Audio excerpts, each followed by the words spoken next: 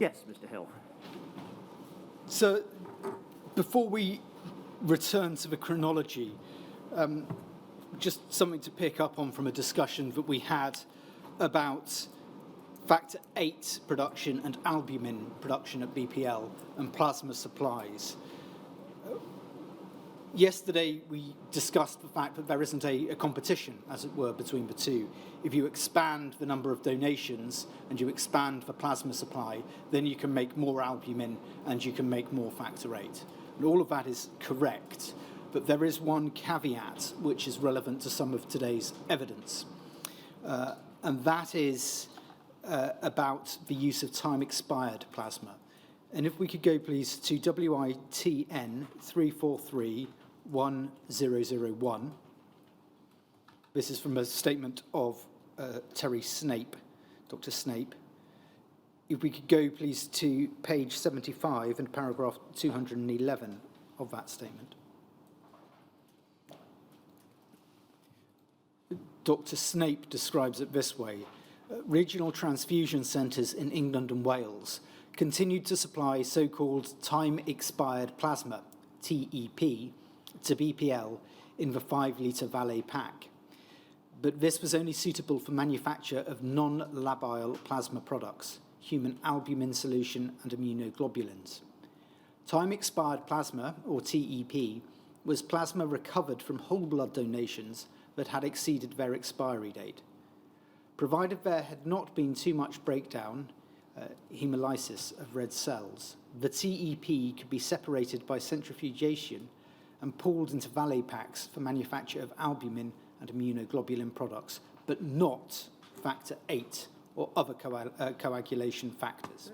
Yes, that presumably would be because the factor VIII has a shortish half-life in the body, and it doesn't necessarily last long unless it's frozen, fresh frozen plasma after donation. So I can understand why that would be. But that is, as I understand it, sir. A point which is raised by Dr. Lane in some of the documents that we are going to see later today is that BPL was receiving a large amount of plasma generally, which was a mix between fresh frozen plasma and time-expired plasma. And he talks about the quality of the plasma, and that is one of the measures of the quality of the plasma. We have been using the term plasma supply to BPL. If we are talking about factor VIII, the requirement was for fresh frozen plasma. And I'm afraid I've used the term rather lazily, but if we are talking about the plasma supply required for factor VIII, that is fresh frozen plasma, not time-expired plasma. Yes. And it is a point which is important in Dr. Lane advocating the switch to single plasma packs, which is something that we will touch upon later and is covered in Appendix 5 to the main written presentation. So that is the caveat that I raise and add to our discussion yesterday. No, thank you. That's valuable.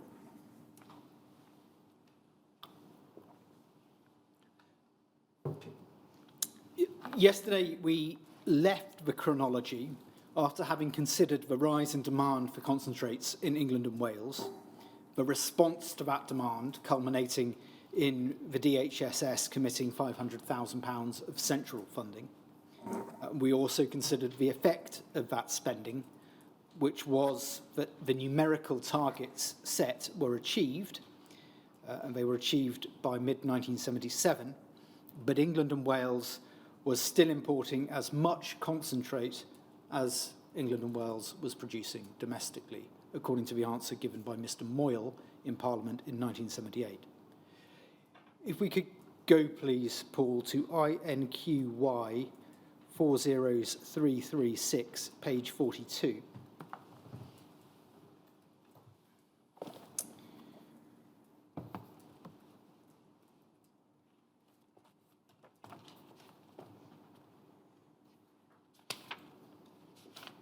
If we could expand the bar chart at the top of that page, please. This is a bar chart that the inquiry legal team has created. It is based on a graph that was provided in the annual returns of the Hemophilia Centre directors for 1990, the UK annual returns. And it is a graph that was not accompanied by specific figures. So the inquiry legal team have taken the graph and have transposed as best they can what is shown in the graph into what is shown in this bar chart. The reference is HSOC 40596, page 16, for the original graph.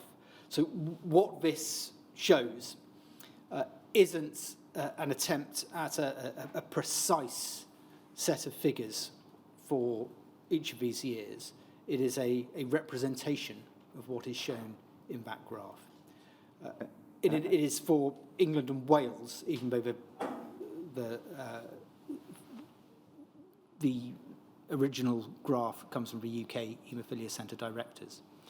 And it must involve assumptions, particularly in the earlier years before international units were standardized, as to how much the activity there was in the cryoprecipitate and the relevant strengths, concentrations of the commercial factor VIII and the NHS factor VIII. That's absolutely right, sir. Tomorrow, when we discuss some of the more thematic parts of the presentation about how plasma supply and production changed over time, I will begin that with, I'm afraid, quite a lengthy list of caveats about the data, and that is a very important element to that. All of these graphs that I show and all of the figures that I give need to be understood to have a degree of qualification to them. Some we can be more confident about than others, particularly as time goes on. But in the early period, there is, as you say, a lot of assumption which goes into it.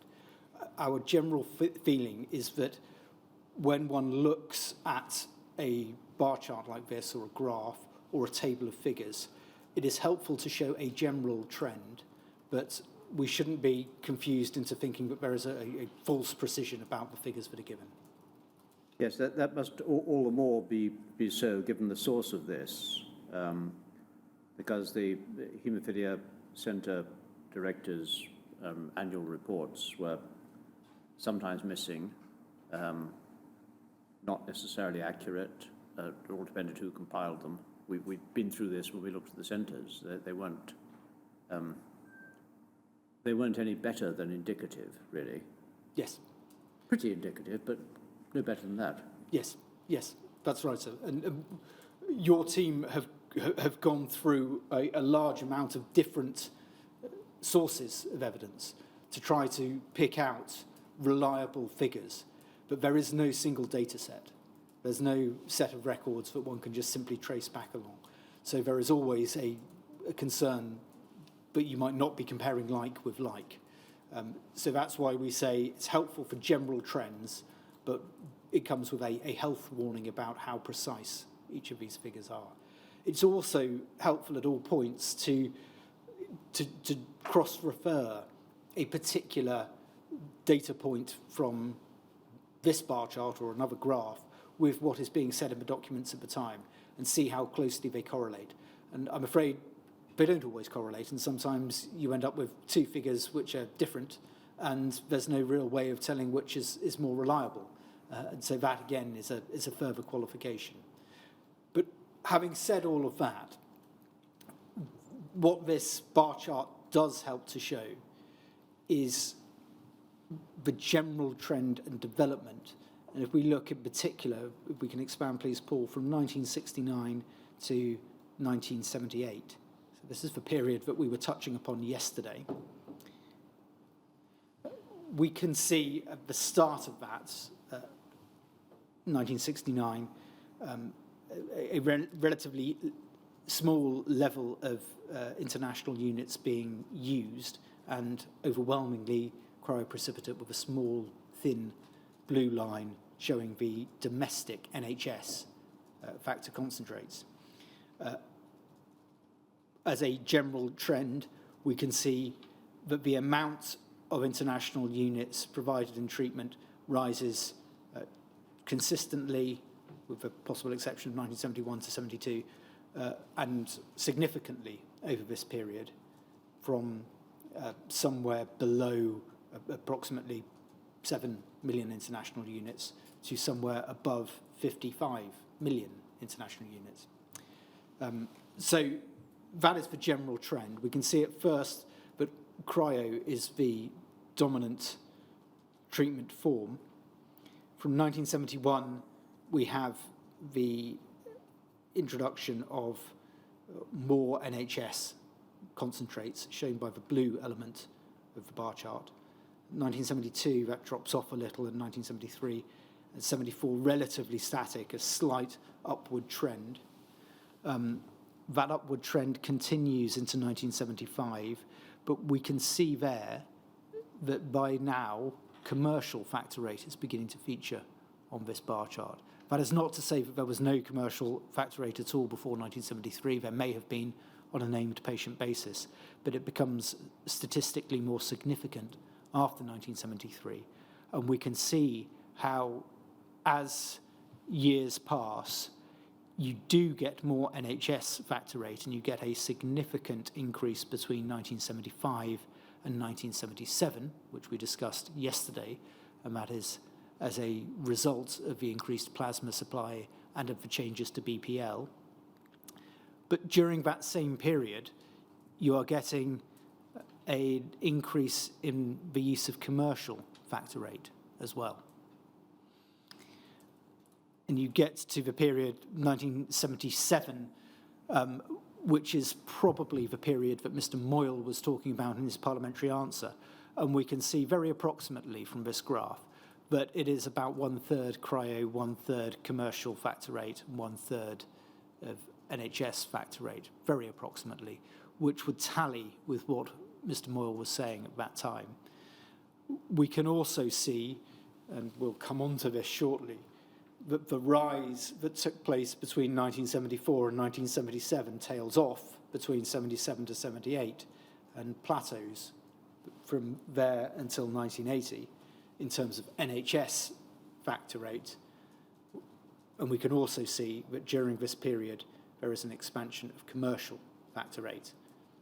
And cryoprecipitate in that period takes up a smaller and smaller portion of the provision of treatment. We will come back to that chart in due course today and indeed tomorrow, but it's helpful just to show where we were yesterday. We could just leave it up for one moment as I give you the figures. I mentioned these yesterday.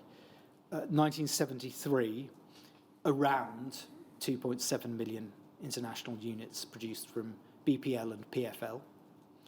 1975, around 2.2 million. 1976, 6.1 million. And 1977, 11.5 million.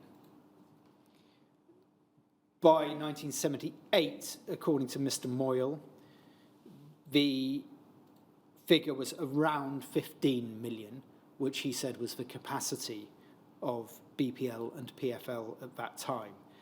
The inquiry team have a figure of about 14.1 million, which we'll look at tomorrow.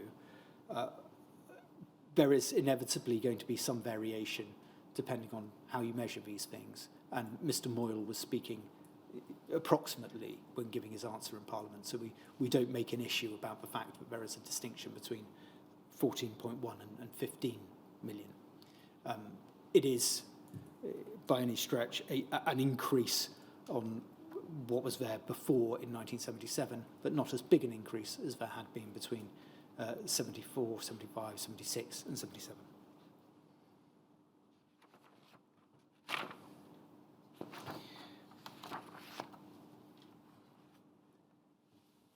The increasing amount of red that can be seen in that bar chart in the late 70s reflects the fact that even as the special financing programme was commencing, there was a growing demand for for factor concentrates.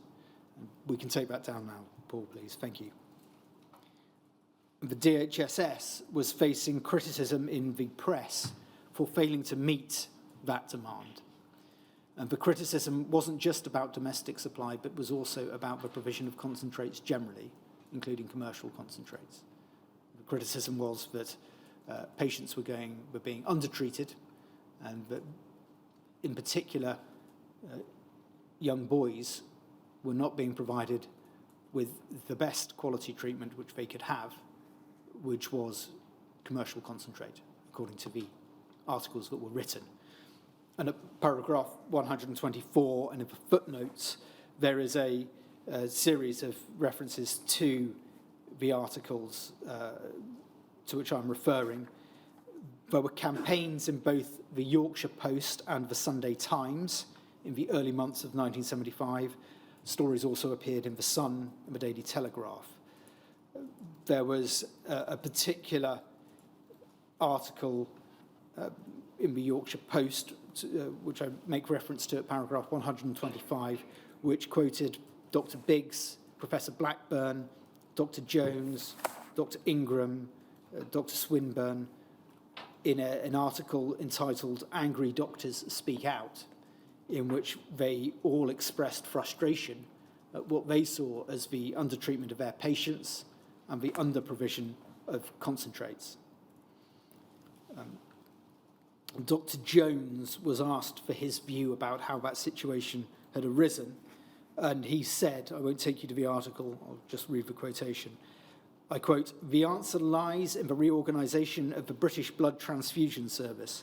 Personally, I am not prepared to wait for that reorganisation or for a British product to become available in sufficient quantities.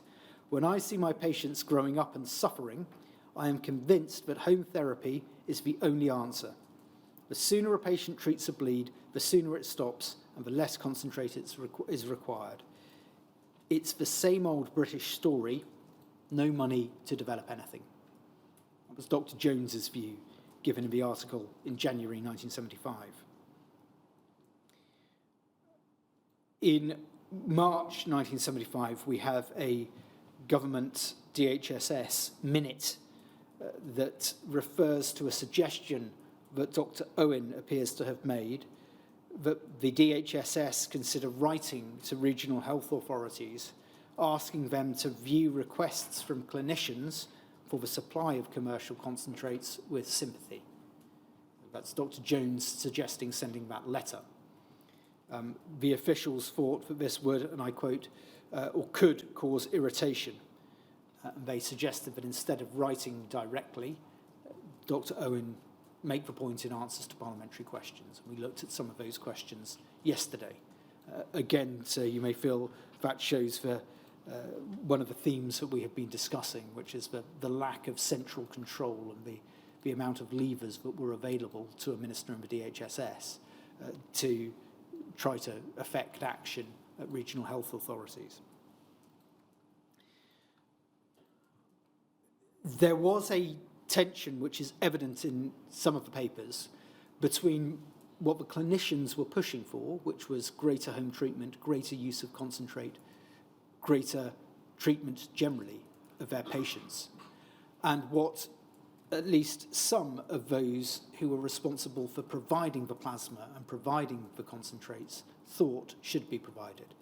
If we could go, please, Paul, to PRSE 302133.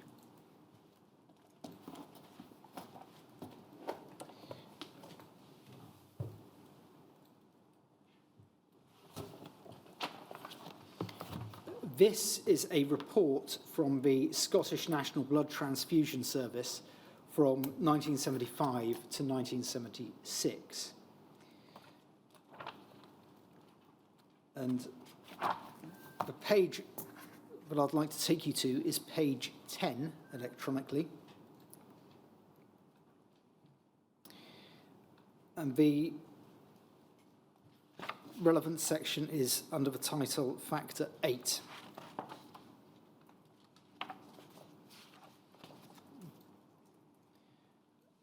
This is what is written in the annual report for the SNBTS, 1975 to 1976. Factor 8, general. Of all the blood products available, the only one which has aroused an emotive response in the United Kingdom, Scotland is less vociferous, is the supply of factor 8 and its use in the treatment of haemophilia. Parliamentary questions, newspapers, wireless and television have all been used to publicise the demands of pressure groups, mainly from lay sources. Propaganda has been along two main lines: a demand for immediate implementation of home therapy regimes, the administration of factor 8 in the home by the patient, relatives or a general practitioner when a bleeding episode occurs, and the philosophy that the haemophilia patient should lead a perfectly normal life. Home therapy holds out the undoubted advantages of early treatment, hence lessening the risk of sequelae such as ankylosing joints, and of convenience to the patients. Intermediate factor 8, being less bulky than cryoprecipitate and remaining potent in a domestic refrigerator as opposed to deep freeze requirements for the latter, is certainly the product of choice, and the BTS must endeavour to meet demands as soon as possible. Cryoprecipitate, however, has proved a most valuable preparation, and a gradual changeover to intermediate factor 8 can be achieved without recourse to commercial preparations. I pause there. This is Scotland that we are talking about. Haemophilia patients have a permanent disability and, as in all physical handicaps, should live within it. Encouragement to lead a perfectly normal life involving increased hazards of traumatic hemorrhage not only increases the chances of ankylosing complications, but involves considerable additional quantities of a valuable therapeutic agent, human factor 8. The importance of this can be gauged by the fact that some 90,000 donations are required to meet factor 8 requirements for some 400 patients in Scotland annually. I won't take you through the rest of that answer, the rest of that passage. The point is made that the author of this is questioning the assumptions made by clinicians and, as he puts it, the pressure groups and lay sources, that people with haemophilia should be encouraged to live an active life, and that factor 8 concentrate should facilitate that. Instead, the suggestion is that people with haemophilia should learn to live, as he puts it, within the confines of, to use the terminology in the paper, physical handicap. The use of the word propaganda in the first paragraph is striking. And this is part of a wider debate on this question about what people with haemophilia should be advised to do in terms of their day-to-day life that was prevalent at the time. And that is discussed further in Appendix 1, and I would draw your attention, sir, in particular to paragraph 34 of that appendix, and a letter from Dr. John Watt in which he expresses similar views to those expressed here and explains his reasons for them and his own personal experience which lies behind some of this thinking. And given the similarity between those views and Dr. Watt's position, it may be that he either wrote this or was influential in the document that we have just seen.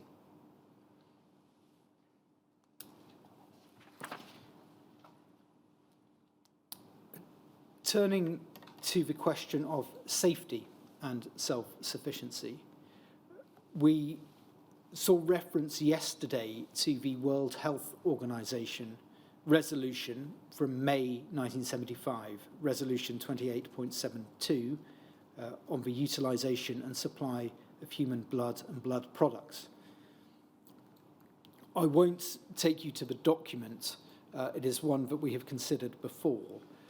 The resolution expressed serious concern about the international blood and plasma trade. There were three bases for that concern. The first was that it, and I quote, may interfere with efforts to establish efficient national blood transfusion services based on voluntary, non-remunerated donations.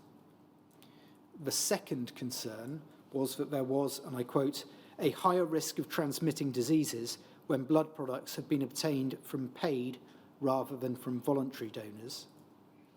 And the third was because of the harmful consequences on the health of donors as a result of frequent paid donations. As a result of those concerns, the World Health Organization urged member states, and I quote, to promote the development of national blood services based on voluntary, non-remunerated donation of blood. So that is a proposition for member states to promote voluntary self-sufficiency in blood and blood products.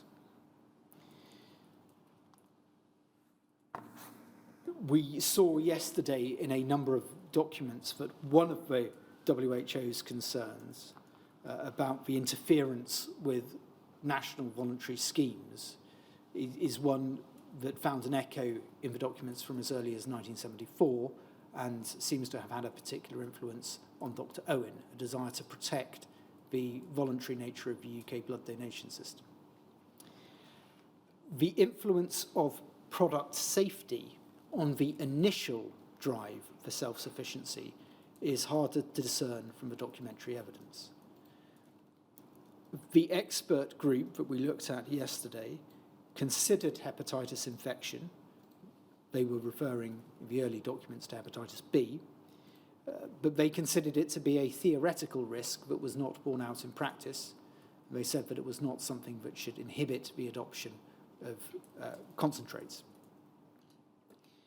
The issue of safety and of comparative safety between domestic and imported products did not feature in the discussions leading to the announcement of a £500,000 special funding, nor did it feature in the parliamentary answers that followed.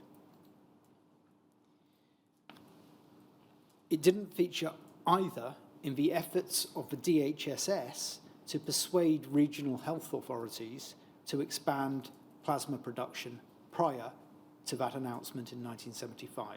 It wasn't an argument that the DHSS were making. Dr. Owen had raised the safety of commercial imports in his 1971 review of the gift relationship. I won't take you to it, but the reference is LDOW 40343. He did raise it there in a sentence in his review of the gift relationship, but he did not return to it, at least explicitly, in his parliamentary answers in 1975 or in his speech to the World Federation of Hemophilia in 1976. Wasn't a point that he made publicly at that time. During 1975, concerns about the safety of commercial blood products grew. It's not the place here to go into what was known and not known at any particular time, but we can see increasing concerns over 1975 and going into 1976. We've already looked at what the World Health Organization said in May 1975. 1975 also saw the publication of Dr. Krask's article about the outbreak of hepatitis in Bournemouth, and the end of the year saw the World in Action documentary on commercial blood products and commercial transfusion centres in the United States.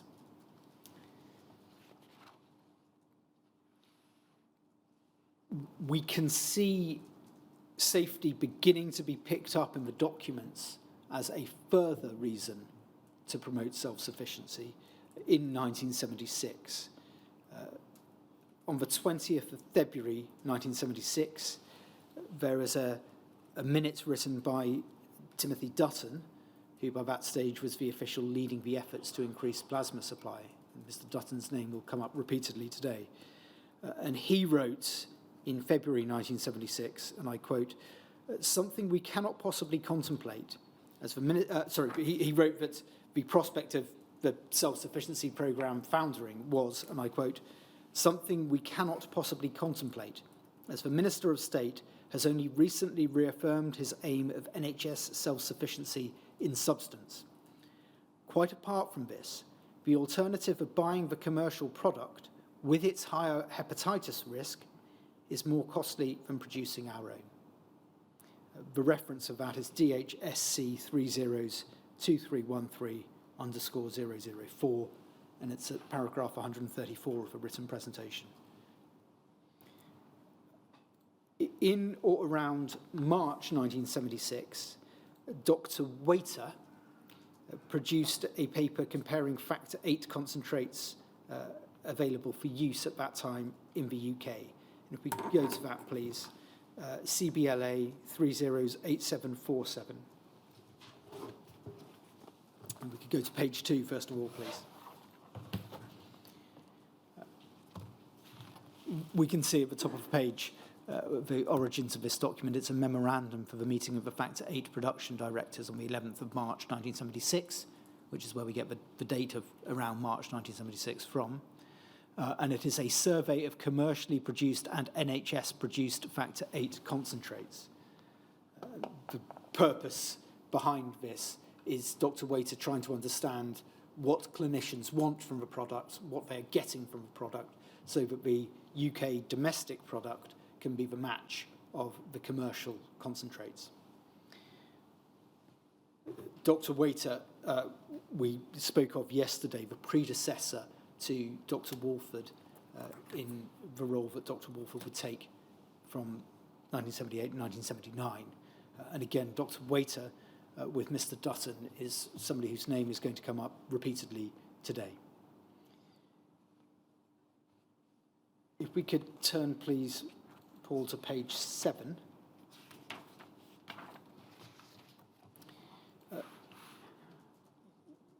You can see the wider context of this document, the comparisons that Dr. Waiter is making between the different products. The previous one is the activity of a reconstituted product.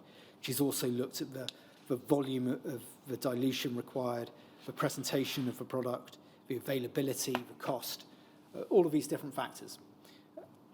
And factor 7 is hepatitis. And what Dr. Waiter wrote is this: the risk of acquiring hepatitis, and in particular hepatitis B, following infusion of factor VIII concentrates has recently been highlighted. The commercial products are prepared from large pools of fresh human plasma, which may contain the causative agents of viral hepatitis.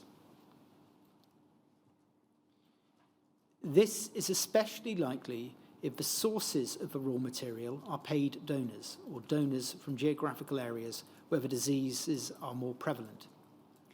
It is not possible to subject the concentrates to any treatment known to diminish the risk of transmission of hepatitis.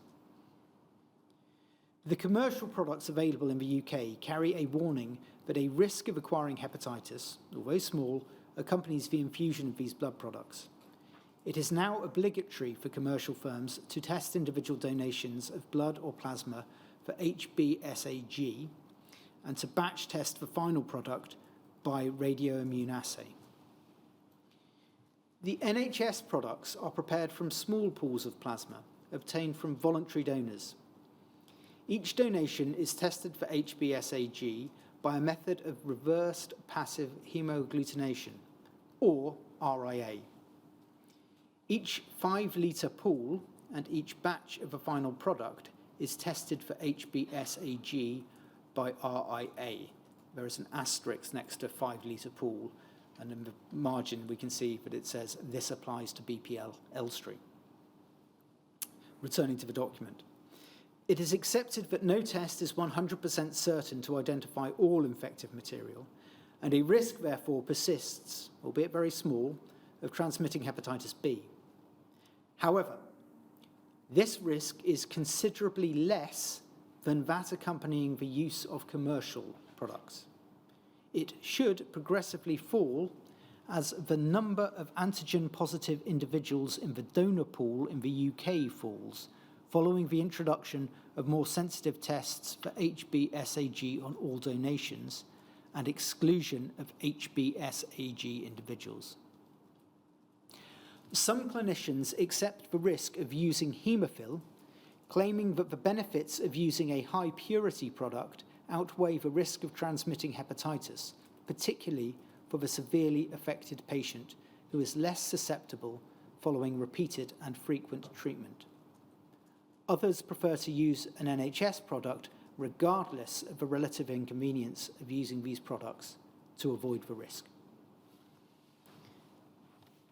That is what Dr. Waiter writes in March 1976.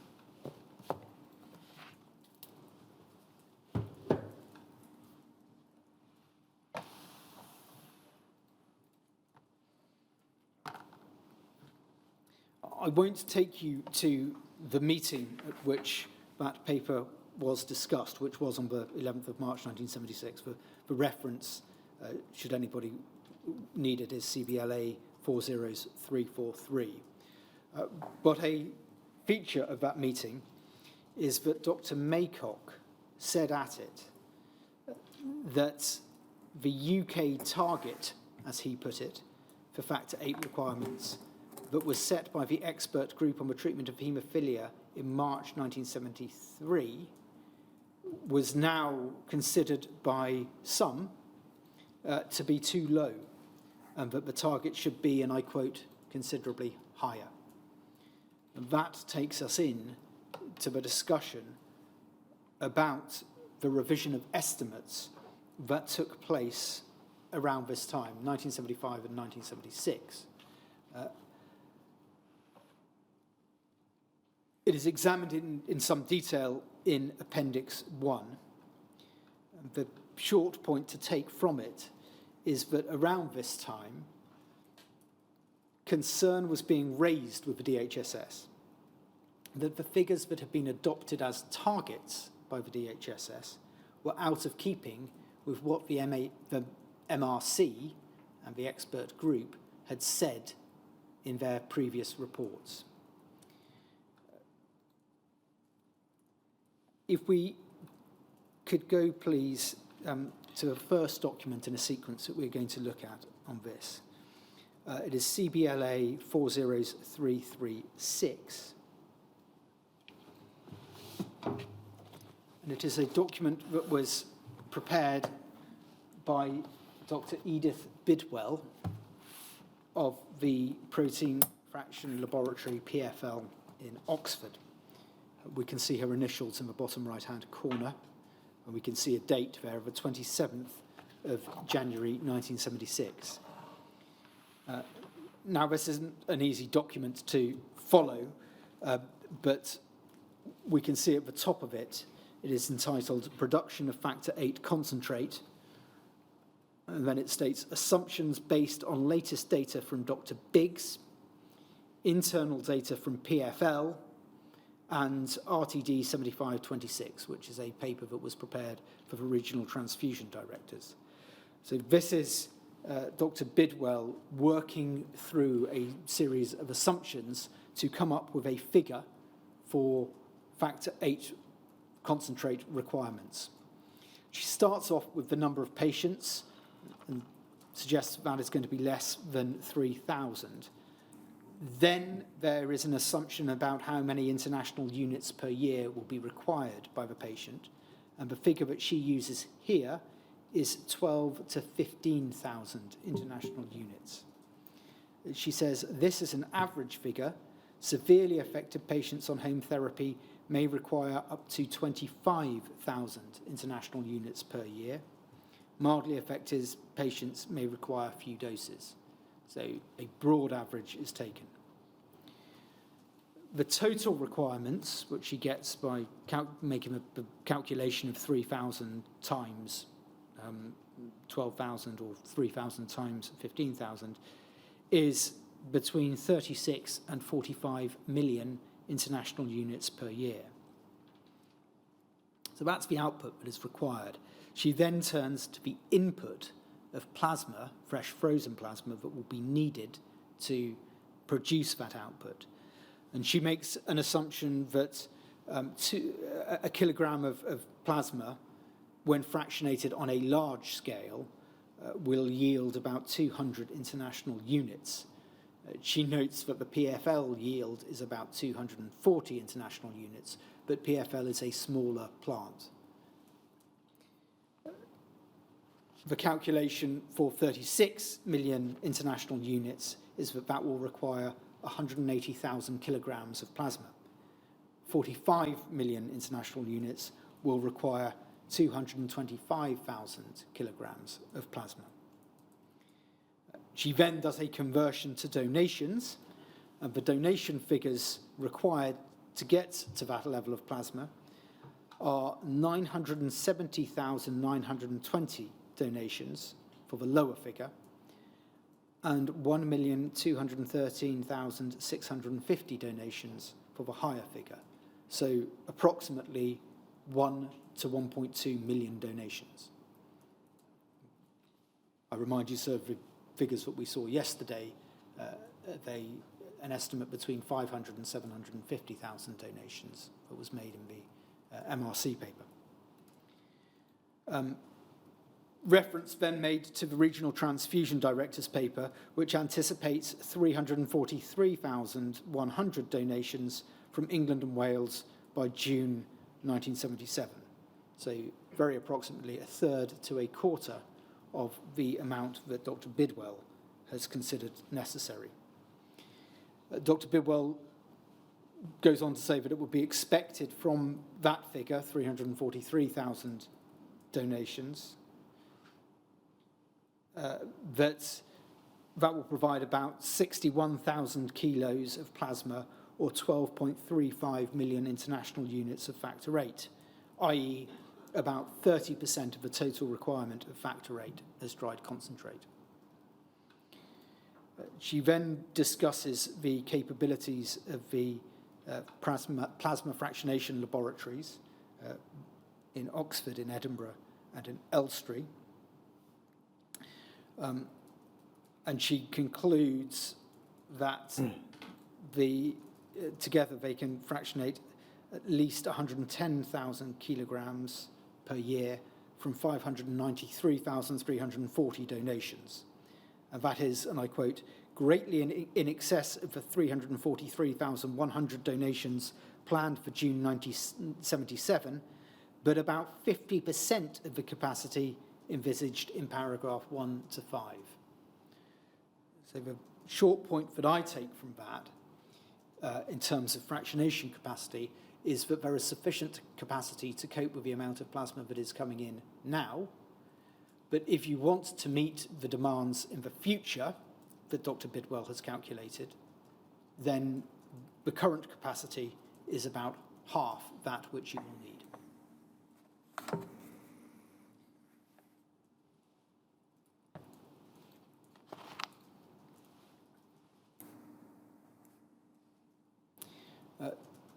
Dr. Lane commented on this paper in his 5th draft proof of evidence, which he provided for the HIV litigation in 1990. And Ms. Richards will take you to that document later in the week, so I won't go into detail on it now.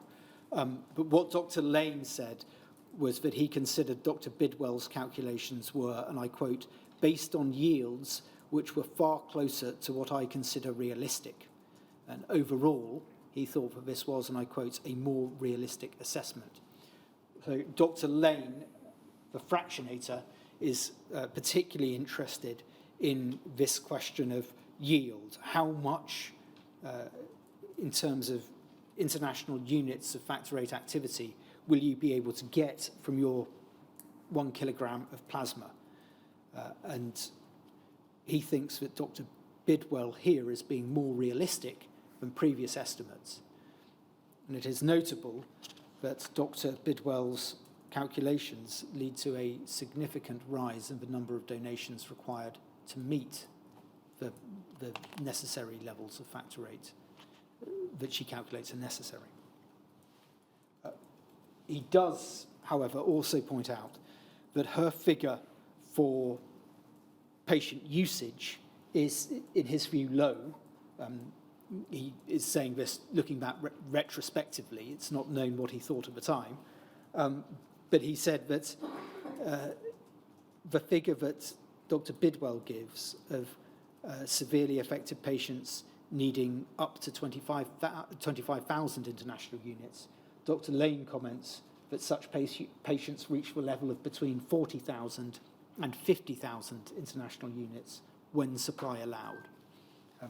I stress that is him looking back retrospectively in saying that.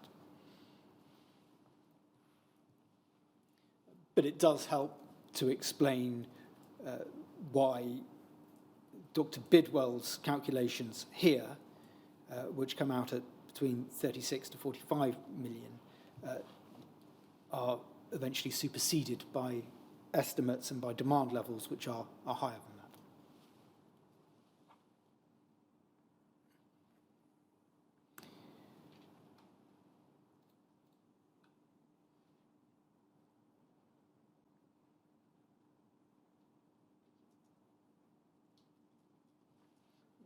Both of those aspects, the need for assumptions on yield and the need for assumptions on how much product is actually going to be used, demonstrate the difficulties in trying to make estimates and the reasons why people came up with different estimates. If you tweak those figures and then multiply them by the number of patients, 3,000, then you get significant differences of outcome as a result.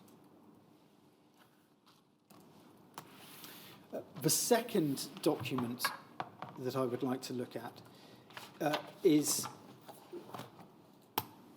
the notes of a meeting of the expert group on the treatment of haemophilia and allied conditions, which took place on the 4th of May 1976. And if we could have, please, CBLA 307964.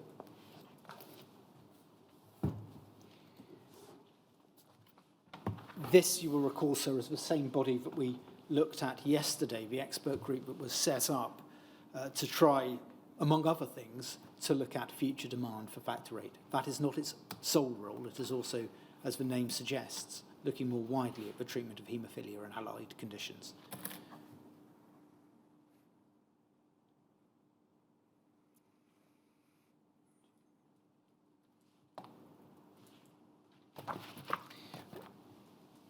We can see the list of those who are present. It's chaired by Dr. Raisin.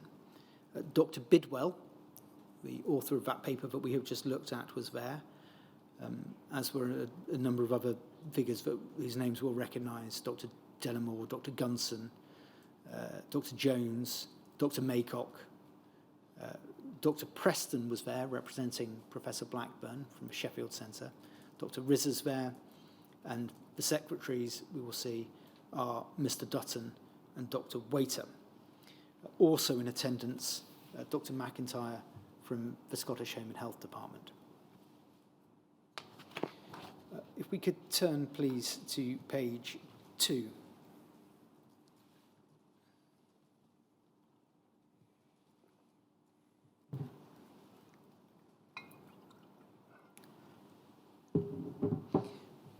The heading is the demand for factor VIII, and 2 papers were discussed at the meeting, and they were followed by a general discussion, which I will come to in a second. The first paper was Dr. Jones's paper, which considered the amount of factor VIII that was being administered around the world. I drew attention to the position in West Germany, where very high levels of factor VIII were being used. The position in Sweden is mentioned as well. I quote from about halfway down that paragraph, starting speaking to his paper. Dr. Jones's own estimate for UK home treatment was 18,000 units per patient per year of freeze-dried concentrate, which suggested an annual need for 21 million international units if the needs of 1,164 severe haemophiliacs who may qualify for home treatment within the next 5 years were to be met. So I pause there, sir. We discussed the figure yesterday for severe haemophiliacs. Now, Dr. Jones refers to 1,164, but that is with the qualification of those who are considered to qualify for home treatment. Dr. Jones went on to say that the UK dosage regimes were presently below those of centres abroad, and so the figure of 21 million units per annum may prove to be an underestimate. If we can go on to the next paragraph, please, and I'm going to read from here the discussion that followed, and we will see reference to some of the previous figures which have been mentioned and that we looked at yesterday, and we will see what those involved in creating those figures thought about their use. I quote, Dr. Biggs referred to her estimate of a total requirement of 40 million international units of factor VIII in all forms in the United Kingdom. This was based on a known haemophilic population of approximately 3,000, but given the probability of the total number of haemophiliacs being greater and of development in treatment, coupled with the fact that the estimate was prepared on the basis of an assumption that 200 to 220 millilitres of plasma would be obtained from each donation, whereas only 180 millilitres was being removed, the 40 million international unit estimate was likely to be on the low side. The introduction of knee prostheses would increase the demand significantly. I pause there, so to say, that's further surgical operation, and were that operation to be performed, then obviously factor concentrates or cryoprecipitate would have to be given to cover the bleeding. The introduction of knee prostheses would increase the demand significantly, at least initially, but if the surgery was successful, it might eventually reduce the overall demand. The chairman said that by mid-1977, when the current production target was expected to be achieved, the NHS supply of factor VIII might be of the order of 31 to 34 million units, i.e. 12 to 15 million international units of concentrate in England and Wales, 15 million international units in the form of cryoprecipitate, and 4 million international units of factor VIII produced in Scotland, provided that the rate of production of cryoprecipitate could be maintained as production of a freeze-dried concentrate increased. Dr. Stratton said that his understanding was that the production of cryoprecipitate would be phased out as freeze-dried concentrate production increased, but other members thought that it had never been the intention to phase out the production of cryoprecipitate completely. It was agreed that it would be necessary to look further into the question of whether it was possible, with present resources and donations, to continue with the production of cryoprecipitate at the present rate, at the same time increasing the output of concentrate by the NHS to 12 to 15 million international units per annum. It was accepted that there was no shortage of concentrate in the United Kingdom. Commercial producers could meet all the requirements likely to be made on them on demand, but at considerable cost. It was suggested that the money at present being spent on commercial concentrate might be better spent if it were used to increase still further the output of NHS concentrate, but it was generally agreed that money was not the only limiting factor. The chairman drew attention to the fact that expenditure on commercial concentrate was continuing to rise even though more NHS concentrate was becoming available. Members said that this was unavoidable if haemophiliacs were to receive the treatment which clinicians and patients knew could now be provided. It was misleading to measure treatment in terms of the cost of factor VIII alone. It was anticipated that home treatment would lead to substantial savings in hospital costs, and if the crippling effects of the disease could be avoided, as was now possible, there would be very large savings in the cost of additional care and disability allowances. When urged by the chairman to try to produce data which would illustrate this and which could be used in planning discussions, the meeting believed it would be very difficult, although the need was readily seen. It must be accepted that the old target was now quite irrelevant to the widely recognised treatment needs of haemophiliacs. It had been rendered out of date largely by the advance of home therapy. Dr. Jenkins thought it would be necessary for commercial concentrate to be purchased centrally and for a committee to control the purchases reducing the quantity as more NHS concentrate became available. Dr. Davies commented that factor VIII production should not be considered in isolation from the production of other blood products, e.g. albumin, and that a comprehensive programme was desirable. Most members agreed that in practice, clinicians would have to accept a limitation on the quantity of factor VIII available to them. Mr. Watt thought that it would be reasonable to fix the new target at 35 million international units of factor VIII in both forms, freeze-dried concentrate and cryoprecipitate.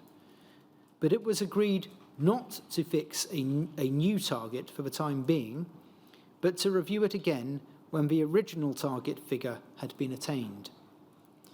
The chairman drew attention to the fact that competing pressure on resources meant that it was most unlikely that there would be any addition to the special allocation for this purpose.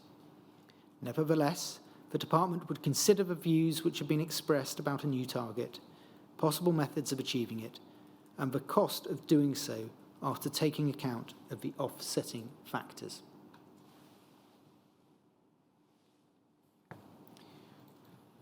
As of May 1976, therefore, the expert group had identified the need for a new target for factor VIII, but had not alighted on what that target should be.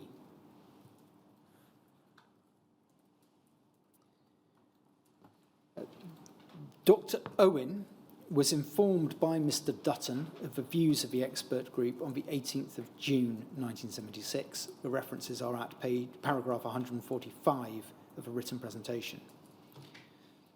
Mr. Dutton attributed at least part of the predicted demand for concentrates to the increased use of home treatment, which he said, and I quote, involved a much greater use of concentrates, at least in the early months. Mr. Dutton also wrote that the DHSS was now considering the implications of what the expert group had said, and in particular, and I quote, a situation in which approximately 60% of the total blood donations collected may have to be fractionated in order to provide sufficient of one factor to treat 3,000 patients, end quote. Dr. Owen's response was, quotes, this was inevitable and comes as no surprise at all. This only demonstrates once again why we must reform the National Blood Transfusion Service, end quote. The reference is DHSC 01/00006_145. The discussion of the expert group was also reported to the Central Committee of the National Blood Transfusion Service at a meeting on the 22nd of June 1976. The reference for that is DHSC 01/03254. The minutes there record that, actually, perhaps we'll bring this up. DHSC 01/03254, please, Paul.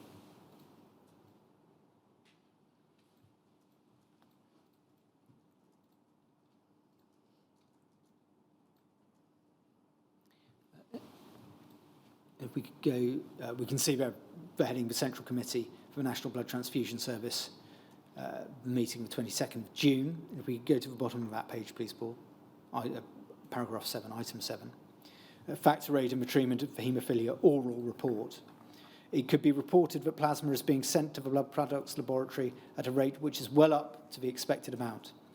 The expert group on the treatment of hemophilia, we can go over to the next page, please, has recently met and has revised their earlier target, which provided for the preparation of factor VIII from the equivalent of slightly over 400,000 blood donations annually. The expert group now believe that with the extension of home treatment, joint surgery, etc., the current target may represent no more than 1/3 to 1/2 of the amount of factor VIII which may be required in 5 years' time or less. The department is considering the implication of the new advice. Dr. Waiter can enlarge if necessary. I should note that it appears to be a briefing note ahead of the meeting rather than the minutes themselves.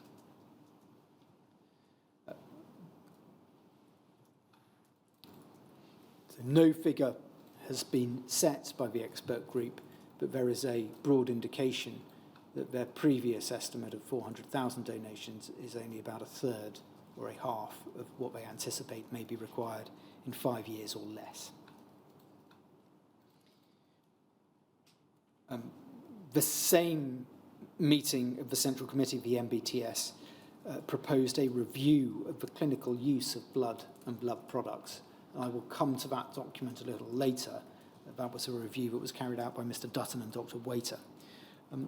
Before I do go to that document, it's helpful to look at 2 further meetings which show the range of estimates now being given and tensions between the DHSS, the clinicians and the fractionators on the interpretation of what had previously been said and whether or not what the figures that the DHSS had taken should have been considered as targets. The first of the 2 meetings I'm going to take you to was a meeting of the transfusion centre directors, regional scientific advisors and haemophilia centre directors, which took place on the 26th of July 1976. If we could go please to CBLA 40391.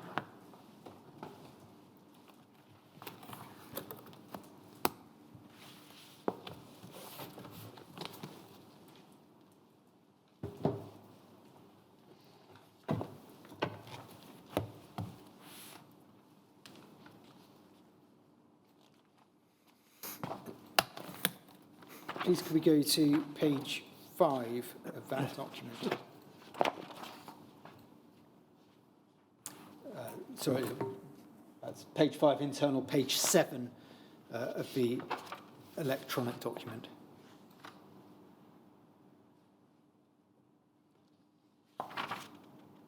Actually, it's going to be page 9. Apologies, Paul, my mistake. So internal page 5. Electronic page 9. Item 3, the clinical service provided by haemophilia centres. Item 3A, supply of therapeutic materials. Dr. Maycock said that he had a target of 15 million units of factor VIII per annum. This would include both cryoprecipitate and NHS intermediate potency freeze-dried factor VIII. The rate of production needed to reach this target should be achieved early in 1977. Dr. Maycock said that he was aware that a new target of 35 million units per annum had been proposed. Dr. Rizza said that he had thought that the target for factor VIII was 35 to 40 million units of factor VIII, and he wondered how the target of 15 million units had been decided.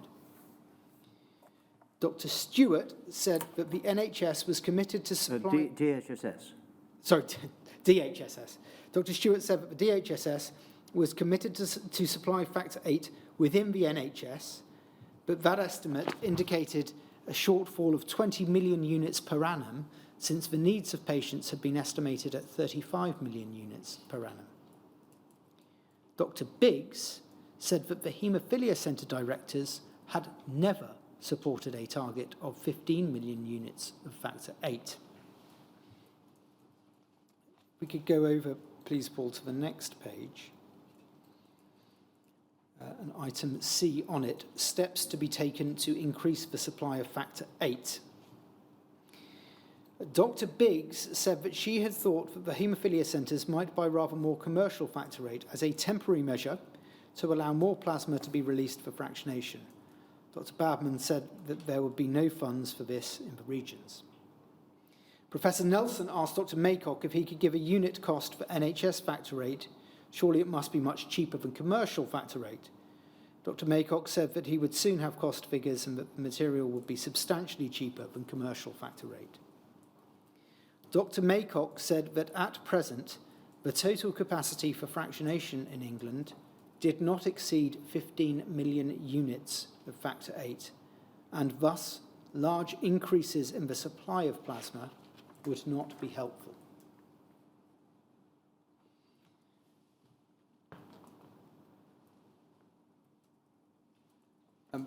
That figure of 15 million international units for capacity is the same one that Mr. Moyle would give in Parliament for following year. Dr. Lane commented upon this document and surrounding documents in his 5th draft proof of evidence at paragraph 123, for reference to CBLA 605_002. I won't take you to it, I will simply read what he said. Dr. Lane said, and I quote, "One is driven to the conclusion that 15 million international units was never an agreed target in the sense of a self-sufficiency target, or, for that matter, any other type of target. It was simply a target defined by reference to BPL's capacity and the available fresh frozen plasma as enhanced by the modest £500,000 injection of cash in 1976. That's Dr. Lane's retrospective view. The second meeting to which I would like to take you, which enlarges on some of this debate, was a meeting of Hemophilia Centre directors and some representatives of the DHSS, which took place on the 13th of January 1977. If we could go, please, Paul, to PRSE 302268.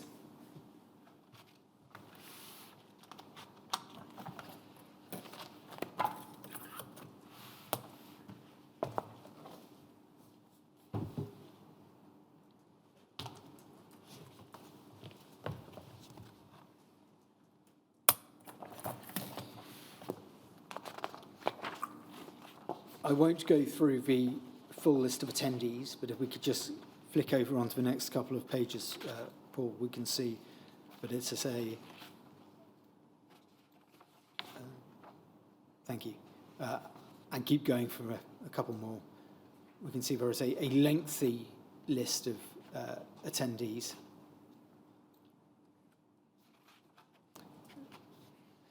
If we could turn, please, to page 9, electronic page 9. I just note this in passing, but one of the items considered was the trial of prophylactic treatment of haemophilic patients at Alton. That's Lord Mayor Treloar. And Dr. Kirk reports on the 3rd trial of prophylactic treatment there. If we could go over to the next page, please, page 6, internal page 6, electronic page 10. I won't take you through everything that was said about that trial, but just at the bottom, and I quote from Professor Stewart onwards. Professor Stewart felt that prophylactic treatment for haemophiliacs should not be entered into on a large scale. Sorry, it's in the wrong just highlight. Above that section, Paul. Thank you. Professor Stewart felt that prophylactic treatment for haemophiliacs should not be entered into on a large scale until there was sufficient evidence that it was beneficial to patients.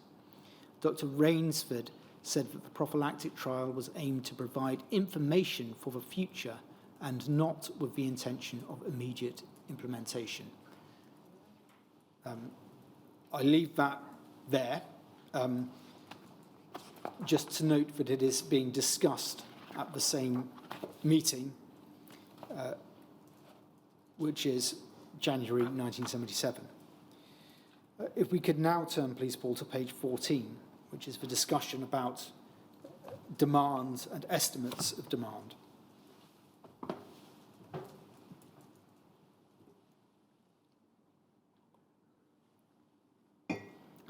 Item 3, activities of reference centre directors and the supply of factor 8.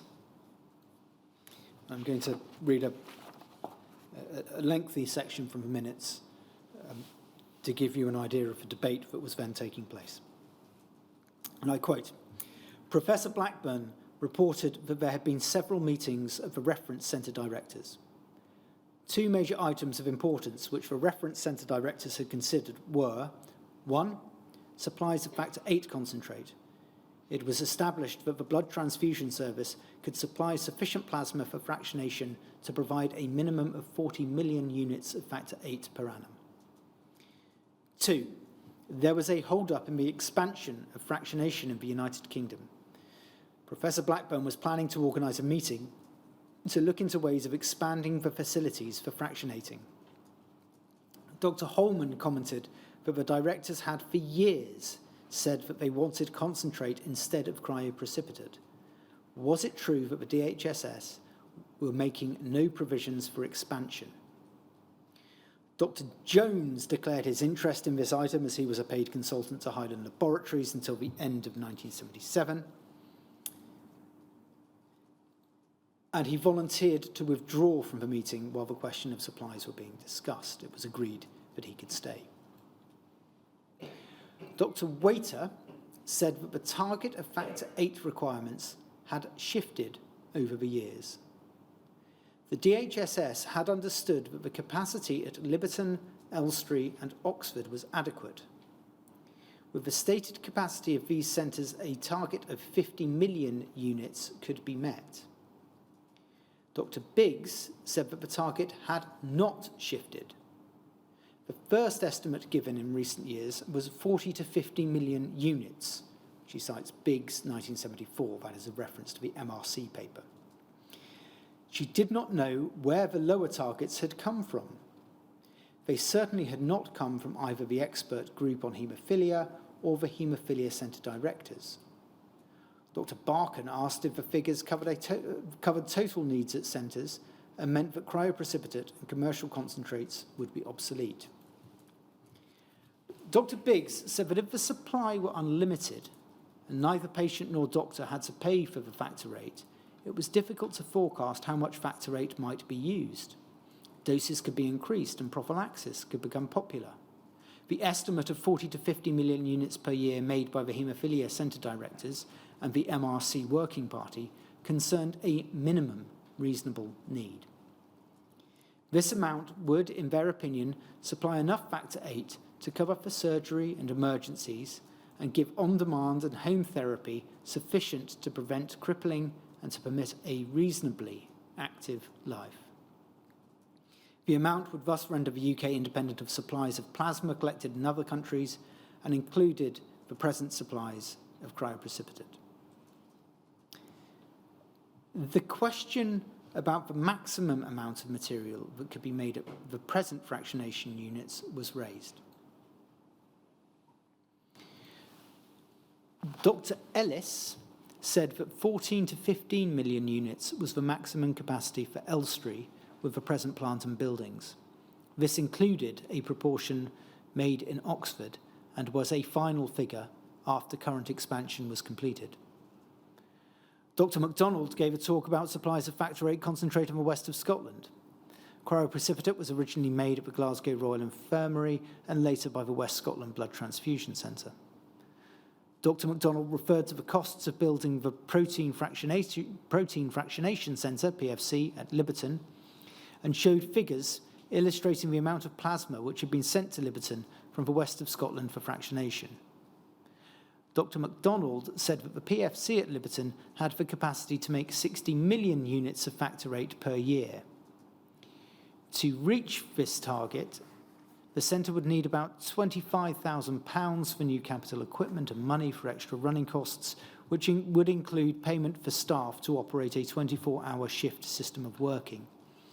Dr. MacDonald said that commercial factor VIII was at present used in the west of Scotland. In 1976, 14% of all factor VIII was commercial. The supply of NHS factor VIII was increasing, and in 1976, 46% of all factor VIII used was freeze-dried NHS intermediate potency concentrate. Professor Blackburn said that it seemed as if the PFC at Liberton had capacity to supply factor VIII for the whole United Kingdom. Dr. Waiter said that the DHSS, together with the SHHD, were planning the supply of factor VIII on a UK basis. plans have been made to divert plasma from south of the border to Liberton when Mr. Watt was ready to receive it. It was planned that the factor VIII made from this plasma would return to centres south of the border. Agreement in principle had already been reached between the DHSS in London and the Scottish Home and Health Department. Dr. Prentice commented that there was a big difference between the target of 60 million units and what was actually available for use. Professor Hardistry said that as the plasma for fractionation in Liberton would have to come from all over England, including the south, perhaps it would be better to look into the possibilities of expanding the fractionation facilities in southern England, where the largest number of blood donors resided. Dr. Rainsford asked if England and Wales would be charged for the use of fractionation facilities in Scotland. If so, might it not be as well to continue to buy commercial concentrates? Dr. Holman asked when the Liberton PFC would be fully operational. Dr. Waiter said that it was for the Scottish Home and Health Department, and Mr. Watt would decide when production was adequate to fractionate additional plasma. Dr. Bidwell said that the reasons for the limitation of production varied from place to place. Plasma was the present limiting factor in Oxford. Next year, the Oxford production would be doubled, then the capacity for the building would be reached, and there was no possibility of extending on the present site. We will leave the discussion there, sir.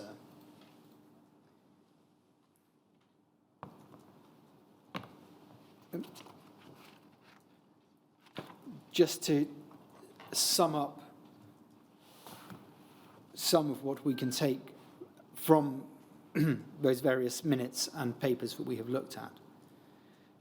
There was a lack of consensus demonstrated about what constituted the target for factor VIII requirements. The policy goal that was associated with the £500,000 of special funding, which we looked at yesterday, had been to achieve the short-term goal that emerged from the MRC Working Party report of 1974, namely increasing factor VIII concentrate by dedicating 275,000 donations per annum to that end.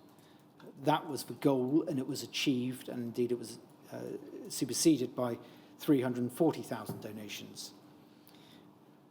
But that was not an assessment by the MRC Working Party of the total requirement for factor VIII, either at that time or in the future. As we saw yesterday, that was a figure for the treatment of about 1,000 patients on home treatment. As Dr. Biggs said forcefully in those minutes that we have just looked at, the report authors had been clear that the overall requirement was higher and was in the region of 40 to 50 million international units per annum. That assessment was based upon patients receiving on-demand treatment and trying to clear at least some of the surgical lists. It was not based on prophylactic treatment. Dr. Waiter was, however, justified in pointing out that the advice that was being given to the DHSS, including from the expert group on the treatment of haemophilia and allied conditions, was to the effect that there was an upward trend in the use of factor VIII products, and in particular in the demand for concentrates. And that trend was also reflected in the newspaper campaigns and the political pressure that the DHSS were aware of at that time. I'm going to turn next, sir, to the review of the clinical use of blood and blood products that was conducted by Dr. Waiter and Mr. Dutton. I wonder if that might be a convenient point to take a break. Yes, well, we'll take a break now until 10 to 12. 10 to 12.